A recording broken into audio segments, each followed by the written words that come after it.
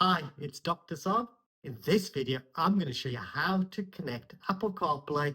I'll also show you some troubleshooting and tips and tricks. So if you're having any issues with connecting to Apple CarPlay, then this video is perfect for you. So if you have these style screens and graphics, then this video is perfect for you. Big thank you to Evans Halshaw Ford Wolverhampton for helping me make this video possible. Use the bottom row here and click the phone icon, which will get you to this screen. I've got the option of connecting my device, and what I might do is I'll use a spare phone I've got. So what you need to do is make sure you go onto your phone, go to Bluetooth, and make sure your Bluetooth is switched on. And then all you want to do is click on Add Device. Search for your vehicle on your device and select it once it is found. Give it a moment for the phone to find. So there's Ford Ranger. Give that a click. Confirm that the pin displayed on sync matches the pin displayed on your device. So just, you can see the pin's the same. Click on pair. Click on yes. Give it a moment, and now I want to click on allow to favorite sync. And there For we go. your safety, please stay alert to changing road conditions and use Sync's voice-activated features while your vehicle is in motion. You can also download the Ford Ranger app. I'll ignore that for now. You can use Apple CarPlay, so I'll click use CarPlay as well. So I've got that option. I'll click on enable there as well.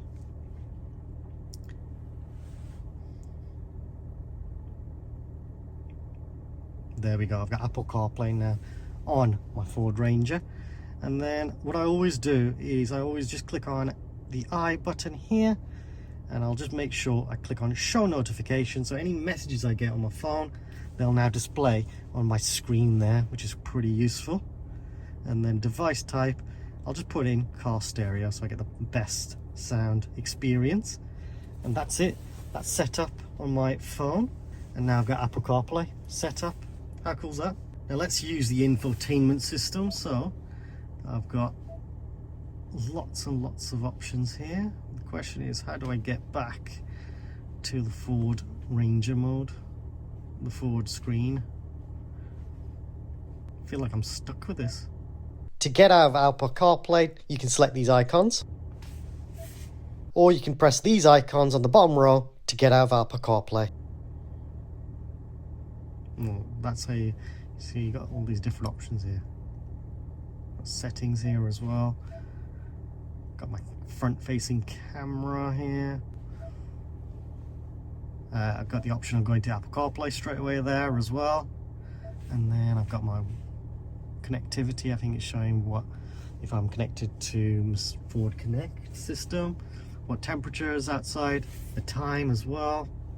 Let's show you how to use the radio. So you can use the radio by pressing the buttons here.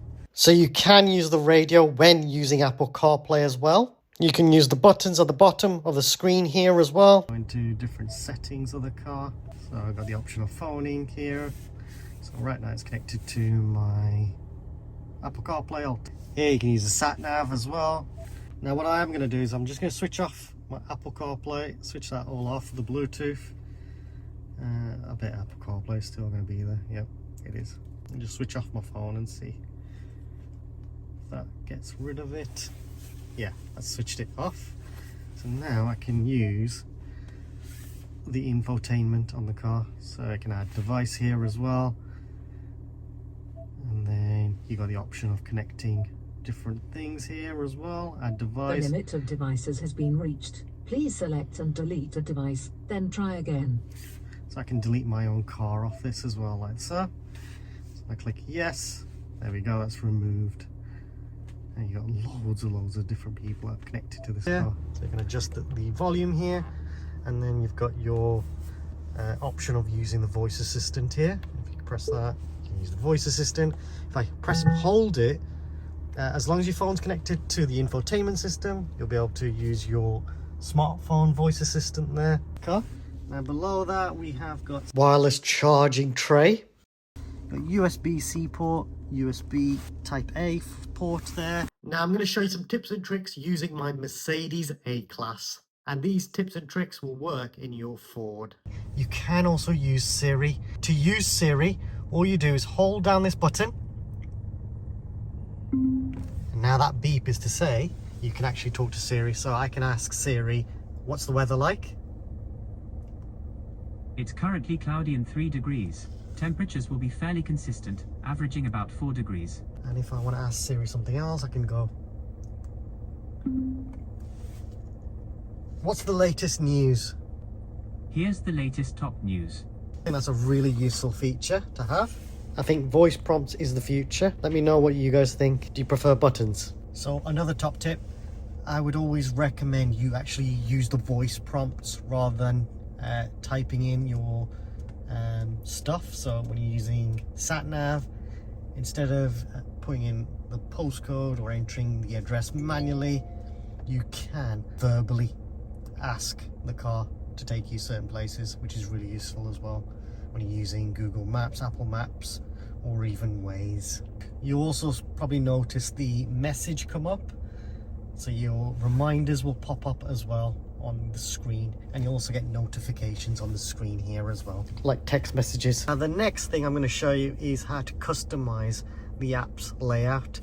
So you might not want to use the Maps app, you might want to use Waze.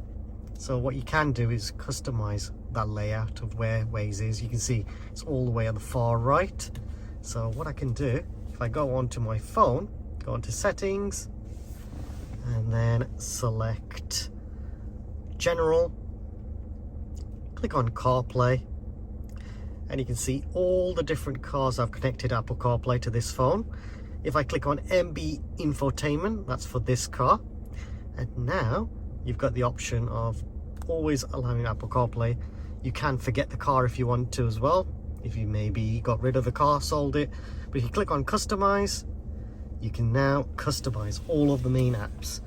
So if I wanted Waze to be at the top, all I'll do is select Waze, hold on to the 3 lines, and then drag it, and I can put that right there next to phone. And you'll see now on the screen that Waze will be there on the front there.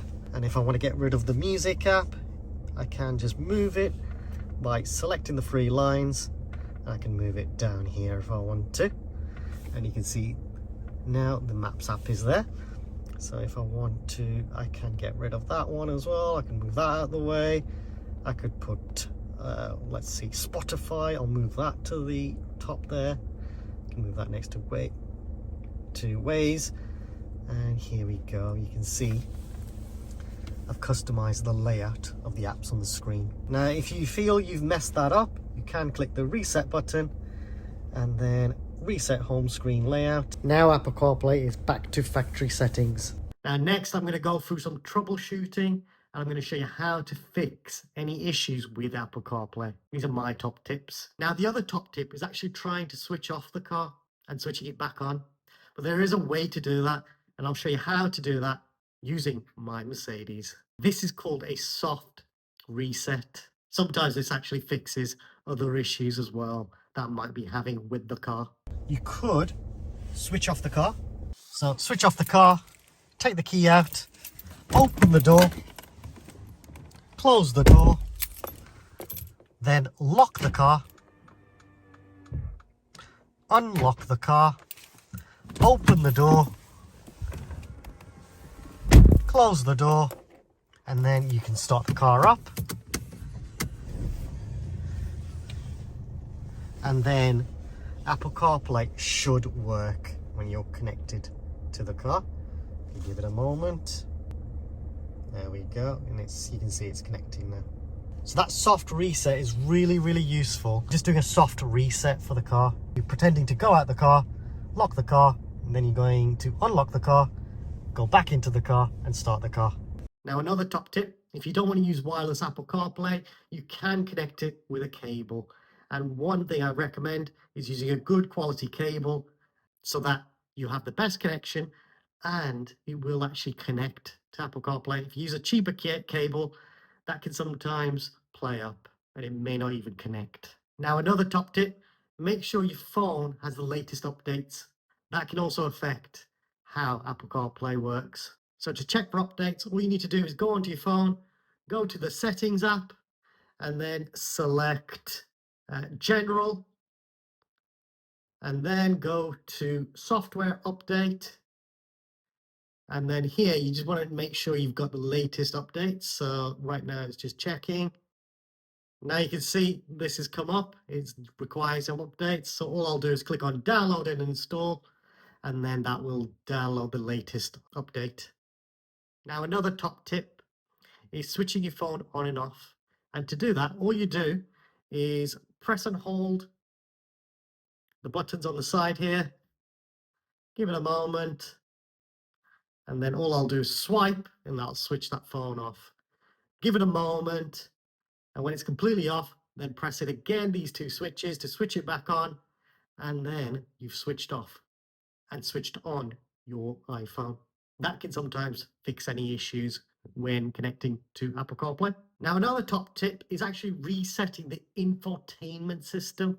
And you're going to do this by pressing and holding down the on-off switch button. I think this is how you do it on a Ford, which should be similar to my Mercedes. Now, one of the pros of using Apple Maps is if you do set a destination using Apple Maps, that you will get vibrations on your watch, as well as, you know, your voice prompts on the Apple Maps. And another useful feature is you can send your ETA from using Apple Maps, which is quite cool.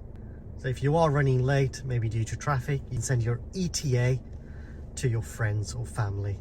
If you need to change the volume of the satnav voice when the satnav talks, then adjust the volume using the dial here or on the steering wheel. Please subscribe, as it helps me and the channel grow and create even more content. Please like this video. Also comment if you have any suggestions or questions. Check out the Ford playlist for more videos, including videos on how to use the features of Ford models. There is also the Super Thanks feature. If you want to donate to the channel, then please feel free to use this feature, and any money raised from YouTube will be used to buy more equipment. Thanks for watching.